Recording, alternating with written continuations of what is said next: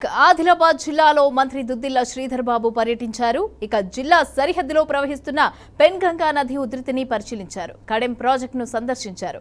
ప్రాజెక్టులోని inflow, outflow వివరాలను engineering అధికారులను అడిగి తెలుసుకున్నారు. భారీ వర్షాల నేపథ్యంలో ఆస్తి, ప్రాణ నష్టం జరగకుండా చర్యలు తీసుకోవాలని అధికారులను మంత్రి ఆదేశించారు. ఇక శిథిలావస్థలో ఉన్న ఇళ్లలో నివసిస్తున్న వారిని సురక్షిత ప్రాంతాలకు తరలించాలని అన్నారు.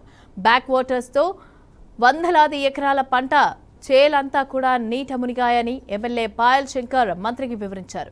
ఇక రైతులకు, ప్రజలకు ఇబ్బందులు తలెత్తకుండా తగు చర్యలు తీసుకోవాలని మంత్రి కలెక్టర్ రాజార్తి షాను మంత్రి ఆదేశించారు. ఇక అంతకుముందు పట్టణంలో మూతపడ్డ సిమెంట్ పరిశ్రమను కూడా సందర్శించారు. కేంద్ర సహకారంతో పరిశ్రమను తెరిపించి స్థానికులకు ఉపాధి కల్పిస్తామని మంత్రి భరోసా ఇచ్చారు. ఇక మంత్రి వెంట ఎమ్మెల్యేతో పాటుగా కలెక్టర్, ఎస్పీ గౌష్ ఆలం, కాంగ్రెస్ అలాగే బీజేపీ శ్రేణులు కూడా ఉన్నారు.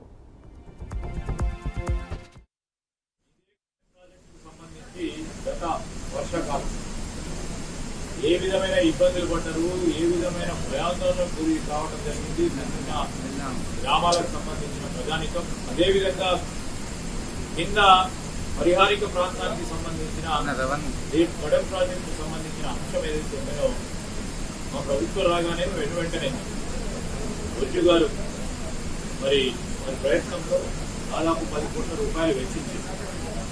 గేట్ల రిపేర్కు సంబంధించి కానీ ఎక్కడ కూడా పొద్దున ఇట్లాంటి నీటి ప్రవాహం వస్తాయి ఏ విధమైన ప్రత్యామ్నాయ చర్యలు తీసుకోవాలో ఆలోచన ముందుగానే ముందస్తు జాగ్రత్త సరిగా ఆగకుండా ఈరోజు మేము గేట్లను రిపేర్ చేసి నిన్న 2 లక్షల క్యూసెక్లు వస్తే వెంటనే రిలీజ్ చేయడానికి 18 గేట్లకు ఓపెన్ చేసి రిలీజ్ చేయడానికి ఆస్కారం ఇచ్చింది.